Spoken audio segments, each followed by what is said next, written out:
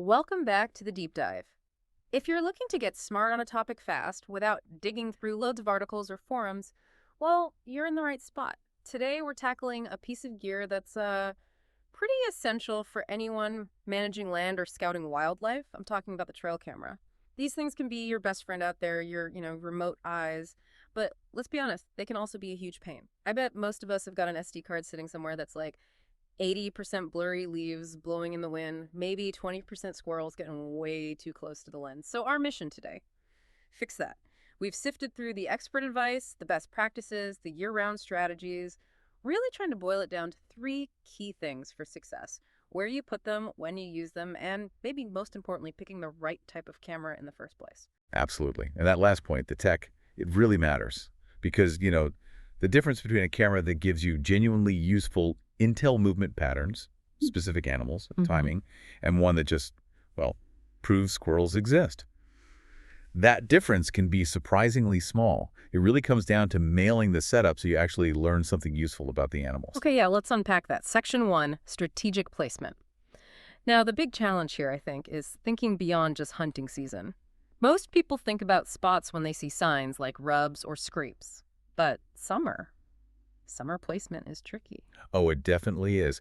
Veteran hunters often look for those fresh signs, right? Rub scrapes. But in the summer, everything's thick and green. Those signs are either gone or they get hidden super fast, so your whole approach has to shift. You're not tracking obvious movement signs anymore, you're tracking necessity. Tracking necessity. I like that. That makes sense. So the sources we looked at pointed to three spots that become like gold mines in the summer because they focus on what the animals need. First one, food plots. Seems obvious, right? Kinda, yeah. But the real tip here was how you place the camera within the plot. Since summer plants are usually shorter, you get better sight lines horizontally. So the advice is get the camera up high, tall tree, point it down, aiming at the entrances. Exactly. That high angle, that's the game changer there. You use that shorter vegetation to your advantage, gives you a clear view over the whole plot, less chance of, tall grass setting off the sensor constantly, and you get a good, clean shot of whatever comes in or out. Okay, that makes sense. Second spot, mineral licks. Now, got to put the big disclaimer first here. Always. Always check your local state regulations. Using mineral licks for deer is illegal in a lot of places. Very true. But if they're allowed where you are, they give you a massive bang for your buck, camera-wise. Yeah. Especially if you don't have a ton of cameras to put out. Deer are drawn to them, they'll hang around for a bit, and especially in summer when antlers are growing, they hit those licks hard. For just pure summer info gathering, if they're legal, they're hard to beat. Gotcha. And the third one, kind of a classic, but super important when it's dry, water features. Ah, yes. Basic survival. If you're in a drought or your property just doesn't have much water naturally, that one pond, that creek, it becomes the spot. Yeah, the value of water is all about scarcity, right? If your land is full of streams, one spot isn't that special. But if water is scarce, putting a camera there covers a ton of ground with just one piece of gear. So the whole summer strategy shifts. It's not about finding subtle trails, it's about the non-negotiables: food, water, minerals. That idea about minimizing disturbance, not messing with the area, that flows right into section 2, the battle of timing. And timing here means two things, really. When should you actually put the cameras out? And then how often should you be checking them? Let's hit checking frequency first. This is where so many people, beginners and even experienced folks, mess up. It's so tempting, right? You want to see what's on the card. That immediate feedback is hard to resist. Oh, yeah. But the sources were super clear on this. Every single time you walk in there, you're potentially messing things up. You leave scent, you might bump animals. You basically teach them that humans hang out in that spot. Exactly.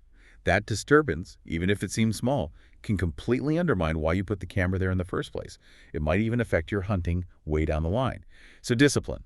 It's really key here. You got to resist checking too often. Okay, discipline. Got it. So what about the other timing question?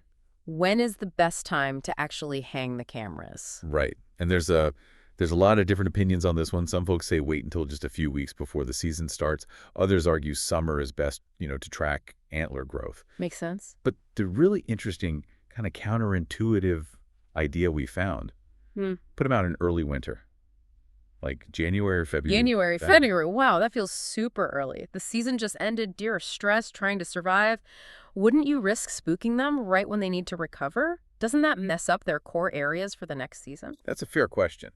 And yeah, there's definitely a risk. You have to be careful. But the argument is that the potential reward, the information you get, outweighs that calculated risk. Why? Because that timing, early winter, supposedly gives you the absolute best long-term picture of your deer herd. I You're getting see. a baseline count before they scatter for spring green up. Ah, okay. So it's about getting a head count before they disperse across the landscape. Precisely that. And maybe even more important, it's a prime time to find shed antlers, or evidence of shedding. The source is called sheds, one of the absolute best clues about which specific mature bucks survived the season and are still calling your property home. You find a big shed, that tells you he made it, and he considers your land part of his core area. That's solid proof of deer retention. Okay, that is valuable intel. That totally changes the perspective. Scouting isn't just a preseason checklist. It becomes like year-round property management, measuring who's there, who stayed, and thinking about leaving cameras out from January through, say, spring, vern. Well, that immediately makes me think about the gear itself. If you're leaving them out in the freezing cold, maybe snow, for months, placement strategy suddenly bumps right up against whether your camera can even handle it. Good point. That leads us right into section 3, choosing the right gear. The tech. Right, and this is where things can get really overwhelming. The market's flooded, right? People often just look at megapixels, maybe the price tag, or they stick with the brand they know. Yep. But if we cut through the brand loyalty stuff, what are the technical specs that actually determine if a camera's going to do the job or just frustrate you? Yeah, you got to match the camera's abilities to what you're trying to achieve. Yeah. If you're monitoring a huge property year-round, you need different features than someone scouting one small plot for 2 weeks. The sources highlighted 6 main technical things to think about.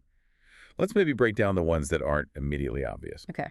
How about recovery time? That sounds technical. What is it, and why does it matter out in the woods? Okay, recovery time. It's basically how fast the camera can snap a picture, save it, and get ready to take the next picture. A fast recovery time, we're talking often under a second, is absolutely crucial. It's kind of a sleeper spec, but maybe has the biggest impact. How so? Well, imagine your recovery time is slow, like say 15 seconds. The camera triggers on the first doe walking by. Great. But while it's busy saving that photo and resetting, the big buck, following 10 feet behind her, walks right past, completely unseen. Ah, so a slow recovery means you miss all the followers. Exactly. You miss the rest of the group. Huge intel gap right there. Okay, that's a great explanation. Makes perfect sense. Next one. Detection circuit. Sounds like something out of a sci-fi movie. Yeah. Think of the detection circuit as the camera's brain for sensing movement. It's the hardware and software that decides if movement is worth taking a picture of. A really good detection circuit is smart. It minimizes those annoying ghost triggers. Branches waving, grass moving that just eat your battery and fill up your card. But it's also sensitive enough to reliably catch an actual deer walking by, even if it's moving quickly. It basically determines how reliable the triggering is. Gotcha. Reliable triggering. And related to that maybe is detection zone. Is that just how far it can see? It's a bit more than just distance. It's the shape, the width, the depth of the area the sensor actively monitors. So if you're setting up on a wide open food plot, you probably want a camera with a nice wide detection zone to cover the edges. But if you're on a really narrow trail, like a funnel, a super wide zone might actually be bad. It could trigger on stuff way off the trail you don't care about. So you match the zone to the spot. Exactly. Match your camera's field of awareness to the geography. Okay. That leaves 3 more common factors people probably think about. Cellular, picture quality, and battery life. Right. Let's touch on battery life, especially thinking about that January, February setup we talked about. Cold weather is brutal on batteries. Yeah. Standard alkaline batteries. Their performance just tanks when it gets freezing. Oh yeah, I've seen that. So if you're serious about leaving cameras out for long stretches, especially in winter, you almost have to step up to lithium batteries. They cost more up front, but they handle the cold way better. That's a really practical point. The deployment plan dictates the battery type. What about cellular trail cameras? They're pricey, but they solve that whole don't disturb the area problem, right? They absolutely can, yeah, especially if your land is far away or if disturbing the spot is just not an option. You get the picture sent right to your phone or computer, no need to walk in. But you have to weigh the cost. There's the camera itself, plus usually a monthly data plan. Is that worth it compared to the time, fuel, and disturbance of checking manually? So great for remote spots, maybe overkill if it's your backyard. Pretty much. It's a cost-benefit thing based on your situation. And lastly, the big one everyone sees advertised. Picture quality. Megapixels, megapixels, megapixels. Does it matter as much as, say, how well the flash works at night? You nailed it. Picture quality is really about identification, not making pretty photos for Instagram. Sure. What good is a 30-megapixel camera if the nighttime flash is weak or blurry and all you get is a fuzzy brown blob after dark? Right. You're better off focusing on a camera known for clear, reliable nighttime images because, honestly, that's when a lot of the interesting deer movement happens.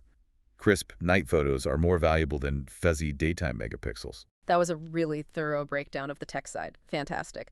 Let's quickly recap the main takeaways here for getting the most out of these cameras. First, placement is key. Especially in summer, think necessity water, maybe minerals if legal, high points over food plots. Don't just rely on finding scrapes. Second, timing. Be disciplined. Don't check them too much. And consider that early winter Jan-Feb setup window to get a real inventory using sheds as clues. And finally, technology. Choose gear that fits your plan. Don't just chase megapixels. Focus on things like fast recovery time so you don't miss animals, and reliable detection circuits, and battery life that matches your deployment length. Yeah, and if you kind of zoom out, look at the bigger picture, what these horses really push for is moving away from just thinking about trail cams seasonally, right before hunting season. That emphasis on early winter scouting, using gear that can handle it, Right. it reframes things. It makes trail cams a tool for year-round property management, for really understanding your deer population. Which leads to a pretty interesting question for you, the listener, to think about. If you can potentially identify the specific bucks using your property next fall by finding their sheds in February, how much crucial information about who's actually on your land right now, about survival rates, about turnover, how much of that intel are you missing by waiting until summer or fall to really start scouting seriously? Is your scouting truly a year-round effort, or is it still mostly just a preseason activity? Thinking year-round, that seems to be the real key to unlocking what these cameras can do.